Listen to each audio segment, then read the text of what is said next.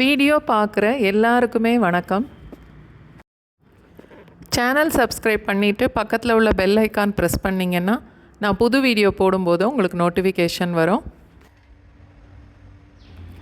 இட்லி, தோசை, உப்மா, பொங்கல் எல்லாத்தோடையும் சேர்த்து சாப்பிட்ற மாதிரி 2 விதமான கத்திரிக்காய் சட்னி இன்றைக்கி செய்து பார்க்கலாம்.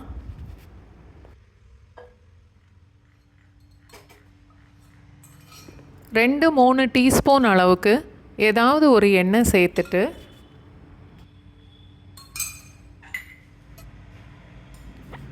நான் 2 மிளகாய் வத்தல் மட்டும்தான் சேர்க்குறேன். சட்னி நல்ல காரமாக வேணும்னா இன்னும் 1-2 கூட சேர்த்துக்கலாம்.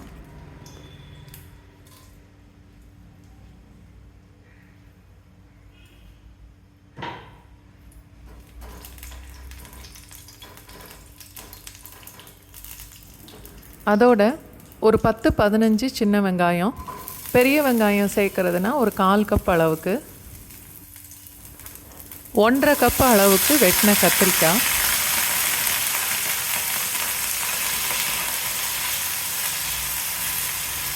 எல்லாத்தையும் சேர்த்து நல்லா வதக்கிக்கணும். சின்னதாக 2 துண்டு புளி அதையும் சேர்த்து வதக்கிக்கலாம்.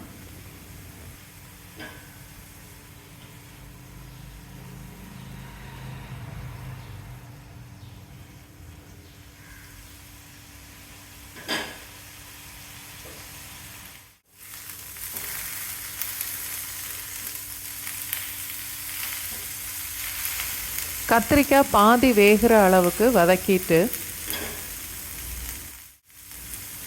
அதோட ஒரு 1 கப் அளவுக்கு தண்ணி சேர்க்குறேன். ஒரு 1/4 டீஸ்பூன் பெருங்காயம், 1/4 டீஸ்பூன் அளவுக்கு மஞ்சத்தூள்,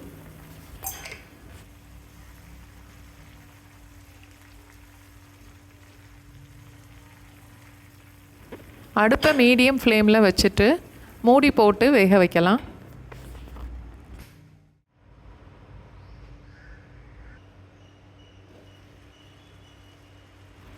ரெண்டு நிமிஷம் மூடி வச்சாலே போதும், கத்திரிக்காய் நல்லா வெந்துடும்.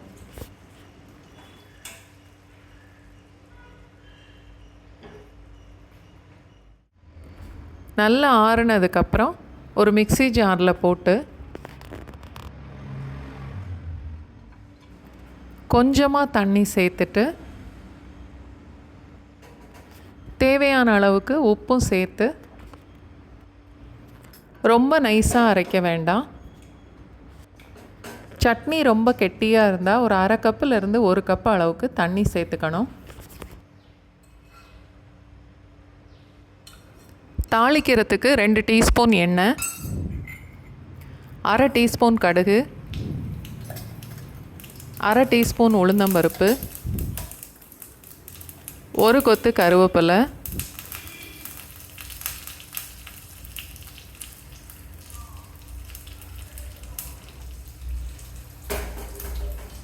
இப்போ தாளிச்சதை எடுத்து சட்னியோடு சேர்த்துட்டு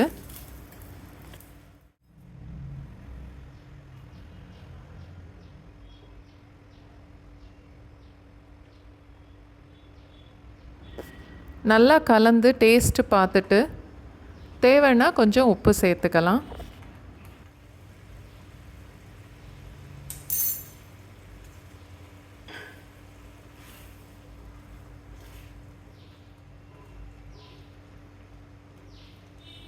மீடியம் ஃப்ளேமில் 1 நிமிஷம் கொதிக்க வச்சா போதும்.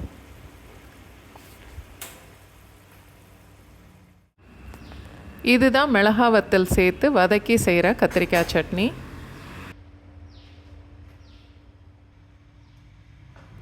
அடுத்த கத்திரிக்காய் சட்னிக்கு அதே மாதிரி 1-2 கப் அளவுக்கு கத்திரிக்காய், நாட்டு தக்காளி 2, சின்ன வெங்காயம் ஒரு 8-10 அளவுக்கு, நான் 2 பச்சை மிளகாய் சேர்க்குறேன். காரம் கூட வேணும்னா இன்னும் கூட சேர்த்துக்கலாம். அதோட 1 கப் அளவுக்கு தண்ணி சேர்த்துட்டு 1/4 ஸ்பூன் பெருங்காயத்தூள், 1/4 ஸ்பூன் மஞ்சத்தூள், கொஞ்சம் உப்பு சேர்த்து அடுப்பு மீடியம் ஃப்ளேமில் வச்சுட்டு குக்கரில் 2 விசில் வச்சா போதும்.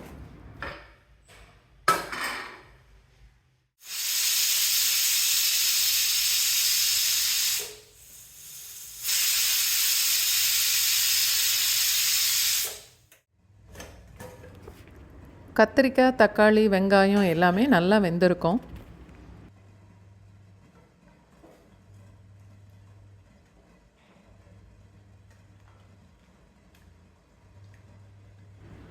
நல்லா ஆற வச்சு கத்திரிக்காய், தக்காளி எல்லாம் மிக்சியில் சேர்த்துட்டு ரொம்ப நைஸாக அரைக்க வேண்டாம்.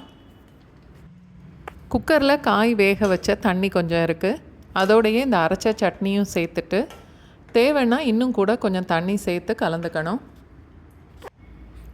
டேஸ்ட்டு பார்த்துட்டு இன்னும் கூட கொஞ்சம் உப்பு சேர்க்குறேன். கடுகு, உளுந்தம்பருப்பு, கருவேப்பிலை தாளித்து சட்னியோடு சேர்த்து நல்லா கலந்து இதுவும் 1 நிமிஷம் வரைக்கும் கொதிக்க வச்சா போதும்.